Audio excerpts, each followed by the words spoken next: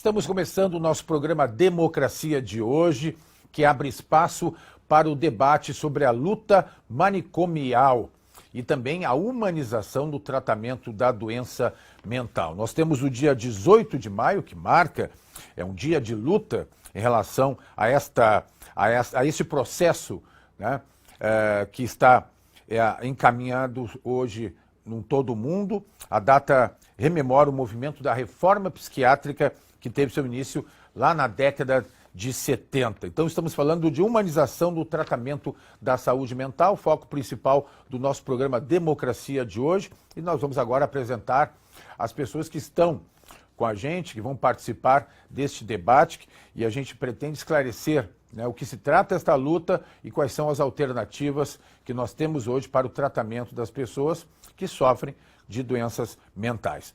Estão com a gente a Cristina Schwartz, ela que é vice-presidente do Conselho Regional de Psicologia e presidente da Comissão de Direitos Humanos dentro do Conselho. Também o Dr. Ricardo Nogueira, médico psiquiatra, e a Cristiane Kiniginic, psicóloga e representante do Fórum Gaúcho de Saúde Mental. Muito bem, quero agradecer a presença de vocês. É um tema importante que ainda gera polêmica, né? Nós sabemos disso. E eu acho que é importante esclarecer diversos pontos que podem estar ainda em aberto para a compreensão melhor das pessoas sobre este tema. Como a gente vem fazendo desde março do ano passado, em função de estarmos, né, dentro da pandemia do coronavírus, a gente começa sempre perguntando para os nossos convidados como é que vem refletindo esta pandemia, esta doença, essa tragédia, né, que já matou tanta gente no mundo. Como é que está refletindo e como na vida pessoal e profissional de vocês. Eu quero começar com a Cristina Schwartz. Por gentileza, Cristina.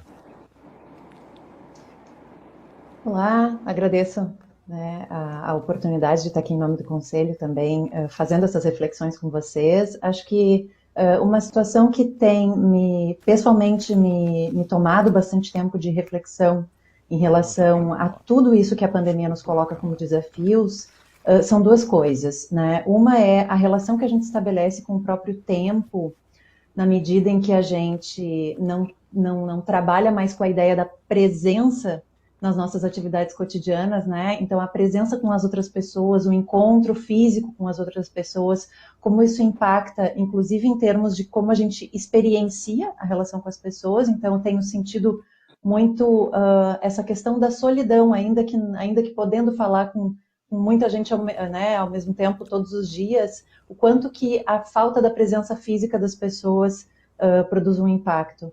E também fico pensando que no momento em que a gente tem mais de 400 mil pessoas que tiveram a sua vida ceifada por essa doença, e a gente não vê perspectiva, né, de mudança a curto prazo nesse cenário, e a gente não vê estratégias, né, que realmente façam frente a mudar esse cenário, me impressiona muito a banalização, né, dessas perdas, me impressiona muito a banalização do risco, que está muito articulado, na minha opinião, com a falta de informação estrategicamente pensada pelas autoridades, né? Então, acho que eu sinto que nesse momento a gente está vivendo uma banalização social da pandemia, das mortes, né, do cuidado. Então, isso me entristece bastante. É uma reflexão importante a fazer. Doutor Ricardo Nogueira, por gentileza, fala um pouquinho, faz uma reflexão para nós de como está esse momento na sua vida pessoal e profissional. Eu estou vencendo o medo, né? Há um ano atrás eu fiquei com muito medo de morrer, né? E aí enclausurei dentro da minha casa, e as minhas 5 filhas, né, são umas terroristas, né? Eu tenho uma filha que é médica, uma que é psicóloga, outra que é advogada, outra é assistente social e a outra é arquiteta. Não, tu não pode sair. Fiquei enclausurado dentro de casa em março do ano passado, durante meses, abri mão de quase tudo. E agora, esse ano, eu consegui vencer o medo. Também já estou vacinado com as 2 vacinas da AstraZeneca. E agora estou vencendo o medo aos poucos, né? Então, eu estou numa relação e uma situação contrafóbica, né? Eu estou desafiando os meus medos. Hoje mesmo passei o dia inteiro num seminário presencial, né, que inicialmente até eu era contra, mas isso que a Cristina falou é muito importante, porque o home office, tu fala com todo mundo, mas ao mesmo tempo não tem contato efetivo com ninguém. Hoje eu tive o prazer, a satisfação e a alegria de estar com vários colegas, vários amigos, vários que passaram pelo coronavírus, inclusive um que foi até entubado, mas graças a Deus foi desentubado, está vivo, e vários amigos aqui desse seminário que eu estou participando, que foram contaminados, mas sobreviveram. E também, lamentavelmente, tive perdas também, não só por coronavírus, mas agora nós estamos enfrentando. E o que ocorreu, na verdade, foi um grande terrorismo, né? Tinha gente que dizia que morreriam 1 milhão de pessoas, né? Infelizmente, lamentavelmente, nós tivemos 400 mil mortes até o momento, né? Mas não chegou a 1 milhão. E outros minimizaram também, dizendo que ocorreria bem menos mortes. Então, nós estamos vendo que o coronavírus é uma pandemia que, lamentavelmente, veio para ficar, né? Mas, ao mesmo tempo, nós temos que enfrentar essa pandemia. E também não adianta nós ficarmos enclausurados o tempo inteiro dentro de casa, nós temos que trabalhar, nós temos que produzir, né? Houveram verdadeiros crimes nessa pandemia. Por exemplo, as escolas, né? 5 milhões de crianças ficaram fora do sistema educacional. Para as crianças, isso foi um crime, né? Pela motricidade das crianças.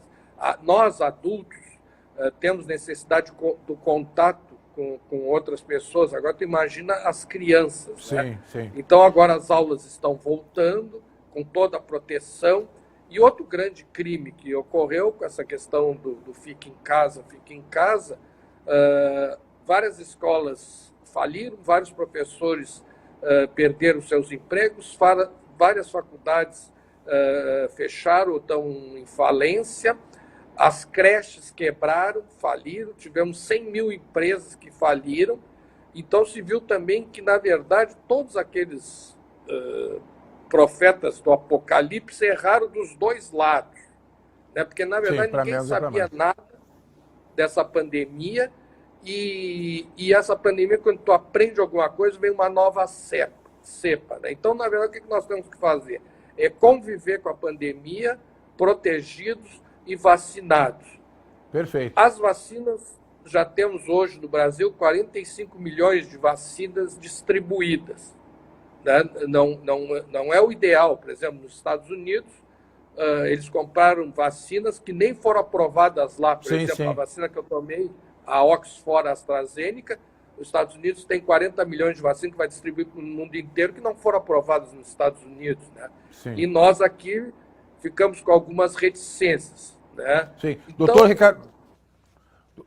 Ricardo, eu só queria dar continuidade nessa abertura para depois a gente ampliar, tá? Por gentileza.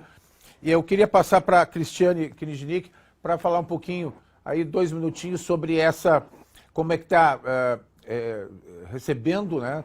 Quais os impactos sofridos por ti, as limitações, e nós estamos falando em doença mental, isso certamente se agrava, né? E até o doutor Ricardo Nogueira tratava disso, se agrava em função de uma pandemia, em função de todas as incertezas, depressão e angústia e ansiedades que ela vem gerando, né, Cristiane?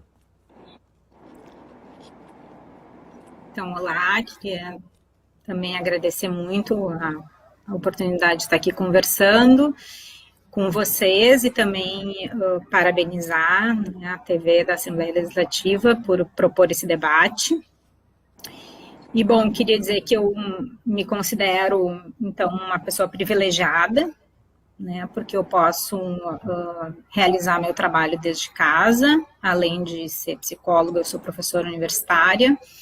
Então, eu estou podendo estar em casa e muito mais protegida do que a grande maioria da população brasileira, que, enfim, precisa estar na rua trabalhando, exposta aos riscos, e justamente essa parcela da população que, por uma série de razões, tem menos acesso às poucas vacinas que a gente tem disponível, né? Se a gente tivesse comprado as vacinas no tempo certo, certamente a gente não teria tantas escolas fechadas, tantas pessoas desempregadas, né? Se a gente tivesse tido proteção, a gente já estaria imunizado e poderia, então, ter voltado a nossa vida, nunca o que era antes, mas de alguma forma retomar esse processo, né? Quero dizer que em relação às perdas que eu tenho pensado e me ocupado, eu tenho pensado muito nessa questão da falta que a cidade nos faz, né? Estou falando isso já em alusão ao dia 18 de maio, Dia da Luta Antimanicomial, que é um dia que, historicamente, a gente ocupa as ruas e, né, afirmando a dimensão pública e democrática da rua. E bom, isso é algo que a gente está sendo privado nesses tempos, e a gente tem percebido como isso, então, nos faz falta e nos entristece.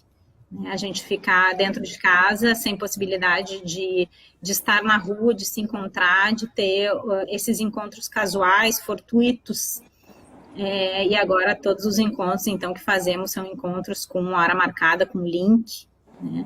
Então, essa dimensão da vida eu tenho pensado bastante sobre a falta que ela nos faz, né? Essa dimensão do imprevisível, desse que só se dá, então, na rua. Então, para começar, era isso que eu queria dizer, né? E desejar uma boa conversa para nós hoje. Perfeito, perfeito, Cristiane. Cristina Schwartz, por gentileza, vamos entrando nessa questão, até para as pessoas entenderem, né? Existe uma evolução desde os anos 70, desta luta pelo fim do manicômio, dos hospitais psiquiátricos, pelo fim do isolamento do paciente com transtorno, com algum transtorno, com alguma doença mental. Por que é importante, né, de forma até bem didática, porque é importante manter essa luta? Nós temos ainda, pelos meus dados aqui, 160 hospitais no Brasil, hospitais psiquiátricos, com 20 mil leitos. Por que é importante esta luta? Por que é importante achar alternativas? Porque por muito tempo os doentes mentais ficavam isolados em tratamento, né, dentro de unidades específicas para isso. Por que essa reinserção e a importância da família? E é uma questão que eu quero passar para vocês três. Por gentileza, começando com a Cristina. Certo. Obrigada, Antônio. Eu acho que para falar disso eu vou resgatar um ponto acionado pela Cristiane, que é a cidade, né?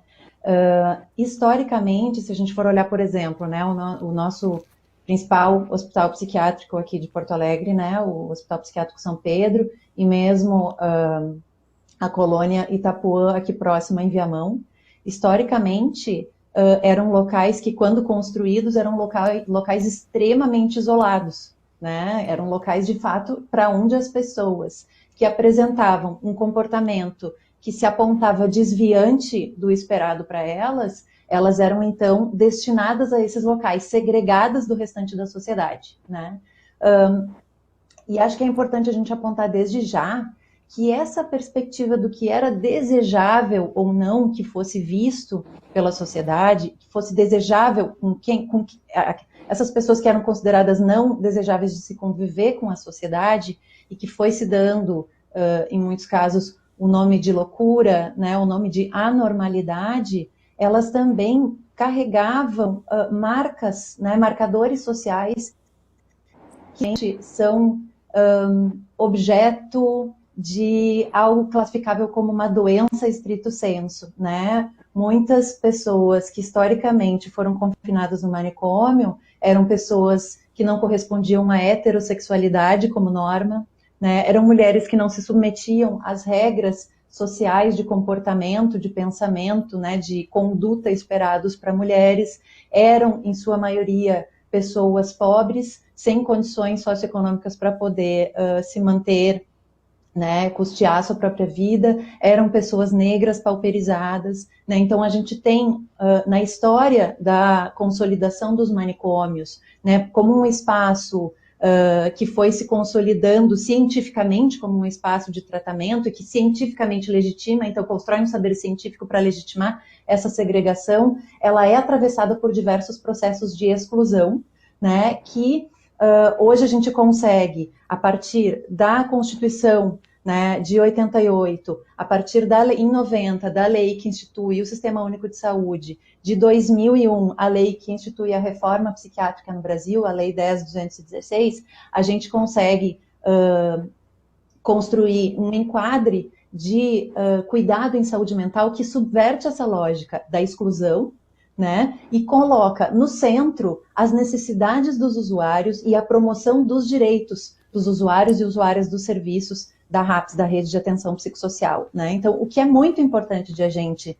seguir lutando para manter essas conquistas, preservá-las e seguir avançando nelas, né, e impedir, enfrentar alguns retrocessos que estão na porta, na ordem do dia, é que esta dimensão manicomial, ela não se limita ao espaço físico dos manicômios em si, né? Ela trata de uma lógica de pensamento que rege a forma com a qual a gente vai organizar a ideia de cuidado em saúde mental. Se ela é uma ideia de controle sobre os direitos das pessoas, de adaptação do comportamento a determinadas normas, né, de segregação de diversos comportamentos, isso também pode acontecer em espaços que não são tradicionalmente aqueles chamados, né, de manicômios, aqueles hospitais de outrora, né? A gente pode, enquanto sociedade, sem a gente, mesmo que a gente não se dê conta, ou às vezes não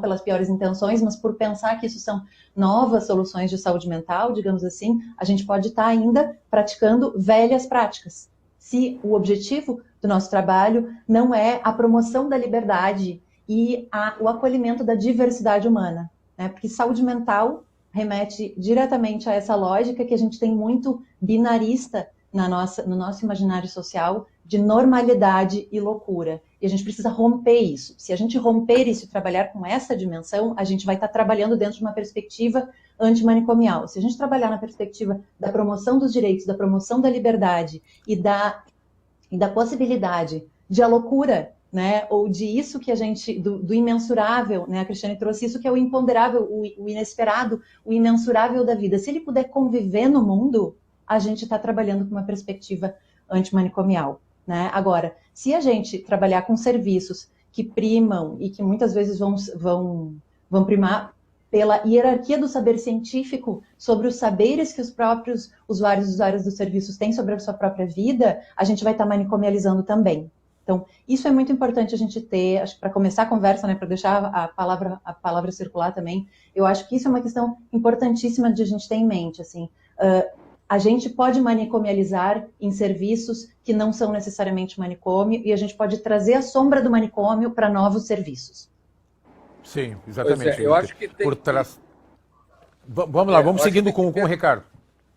Eu acho que tem que analisar bem. Primeiro, a Colônia Itapuã não era um hospital psiquiátrico, a Colônia Itapuã era para hanseníase, né? O hospital psiquiátrico era o São Pedro. O São Pedro chegou a ter 5.000 pacientes internados, né? E tinha dentro dessa visão de hospital tipo São Pedro, o Hospital de Barbacena, lá em Minas, a Colônia Juliano Moreira, lá no Rio de Janeiro, que eram hospitais que chegaram a ter quase 10.000 pacientes. Então, em Minas, tinha um trem que era o chamado trem de doido. Esse trem, ele percorria todo o estado de Minas e levava os pacientes para o Hospital de Barbacena. Então, o que ocorria? Ocorreram verdadeiras barbaridades. Então, por exemplo, o irmão mais velho de uma família que queria se ver livre dos demais irmãos, dizia que eles eram doentes mentais, botava todo no trem de Barbacena. Aquele outro que queria se divorciar da mulher para casar com outra, mas naquela época não tinha a lei do divórcio no Brasil, botava a mulher atual e os filhos todos no trem de doido de Barbacena e para lá iam. E aquilo lá era um depósito de pessoas, né? Prova tal que o hospital de Barbacena era o que fornecia os cadáveres para as faculdades de medicina do Brasil inteiro. Então, nós temos que dimensionar e analisar historicamente a situação. A lei chamada Lei Antimanicomial, ela foi criada na década de 70, né? Esse foi o Paulo Delgado que foi o autor. O próprio Paulo Delgado hoje ele faz uma autocrítica, ou seja, essa lei já tem 40 anos, né? Quase 50 anos, né? de existência. Então essa lei ela tem que se adaptar aos novos tempos. Naquela época nós não tínhamos a pandemia do crack. Então hoje nós não temos leito psiquiátrico para internar a grande maioria dos pacientes usuários de crack. As famílias vivem uma verdadeira epopeia para conseguir internar um paciente que dilapida todo o patrimônio da sua casa, vende geladeira, vende fogão, vende micro-ondas, vende até as portas das casas, né? É um verdadeiro horror o que essas pessoas falam. E muitas vezes não há hoje uma falta de leitos. Então, o que aconteceu? Aumentou o número das cracolândias. Então, naquela época, nós não tínhamos a Cracolândia que nós temos em São Paulo, que eu acho que é uma das maiores cracolândias do mundo. E a nossa população de rua, principalmente aqui em Porto Alegre, por exemplo, aumentou de um jeito exponencial. Então, hoje nós temos famílias que estão na 4ª geração da rua. Na 4ª geração. É o pai, o filho, o avô e o neto. Nós já estamos com famílias na rua e cada vez mais. Né? Quem mora no Menino Deus, como eu morei, né? O Menino Deus deixou de ser Menino Deus para ser o mendigo de Deus, né? De tantas e tantas pessoas que vivem na rua, né? E a maioria, lamentavelmente, usuárias de álcool e outras drogas. Outra coisa que tem que se analisar, que há 10 anos atrás, o percentual e a incidência do alcoolismo no Brasil era de 9% a 10%. E hoje é 20% da população brasileira, o alcoolismo. E o crack, por exemplo, a maioria das outras drogas, elas são sazonais, né? Então, o LSD, essas outras drogas, elas entravam e desapareciam. O álcool está sempre aumentando. E o crack aumentou 4 vezes mais, não diminuiu. Então, nós temos que avaliar hoje dentro dessa realidade. Nós não podemos ver essa questão antimanicomial de uma forma estanque de uma lei que já tem quase 50 anos. Vocês me corrigem, se é 50 ou 40 anos, não é isso? É isso, Quantos anos Cristiane? tem? Então, a lei foi aprovada em 2001, né? Então, ela não tem todo esse tempo, né? Mas eu queria... 20 anos, né? Então, queria fazer algumas pontuações, né, a partir desse dado absolutamente trágico, né, de que a gente tinha, então, 5 mil pessoas dentro de um hospital psiquiátrico, 10 mil pessoas em Barbacena. Queria lembrar, assim, que nessa época, o que estava se passando é isso que a gente chama de indústria da loucura, né? Então, a questão não é tanto como é que as famílias...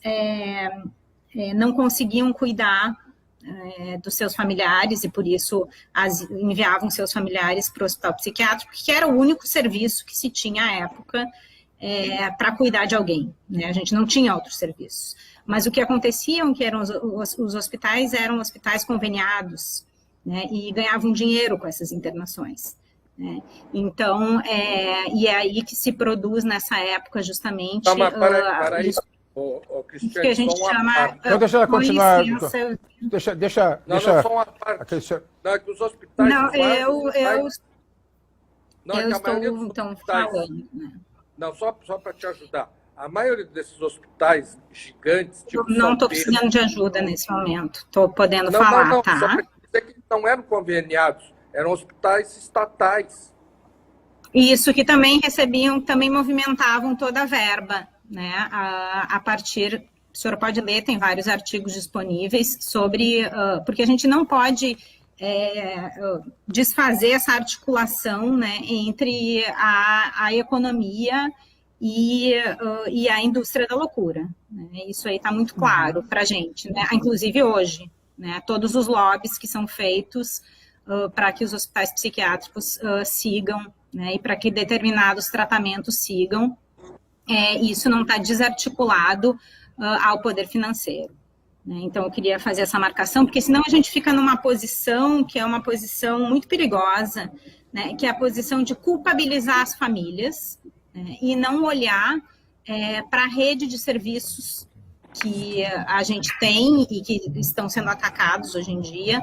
Né. Então, eu queria fazer essa marcação para a gente não culpabilizar as pessoas, né, para a gente poder pensar aqui como é que a gente cria, então, serviços e práticas de cuidado que não prendam as pessoas, né, e não as torturem, como era feito e sempre foi feito e ainda é feito nos hospitais psiquiátricos, né. Então, o movimento antimanicomial, o movimento social, né, ele começou lá, então, junto com o final da ditadura, né, ditadura civil, militar, empresarial nesse país,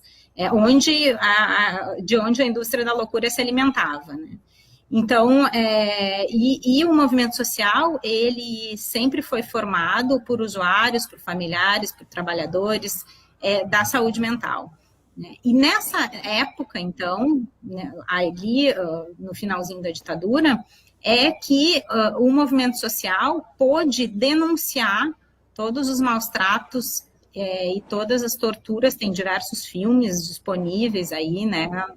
O Holocausto Brasileiro, Em Nome da Razão, vários filmes que podem ser vistos com essas cenas do que se passava dentro dos hospitais psiquiátricos que foram, então, foram denunciadas.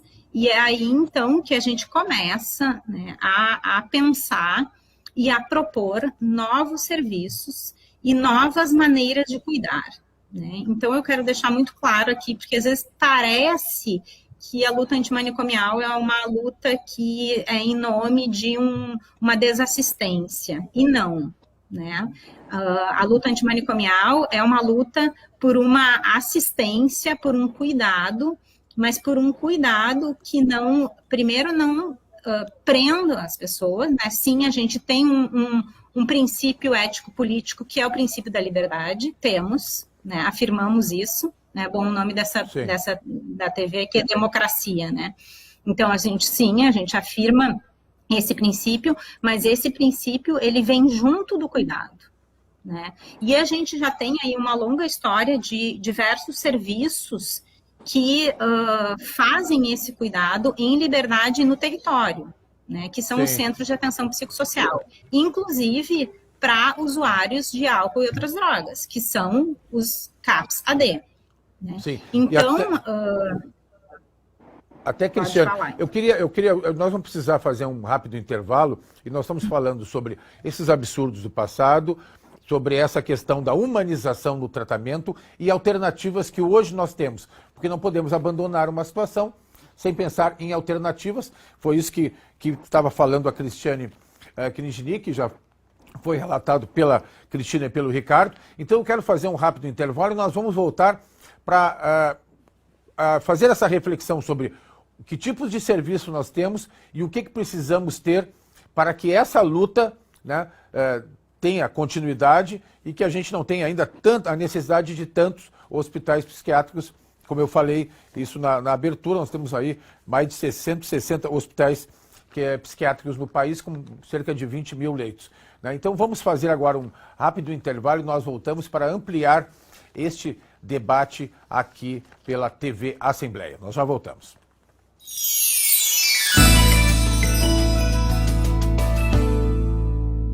Tem coisas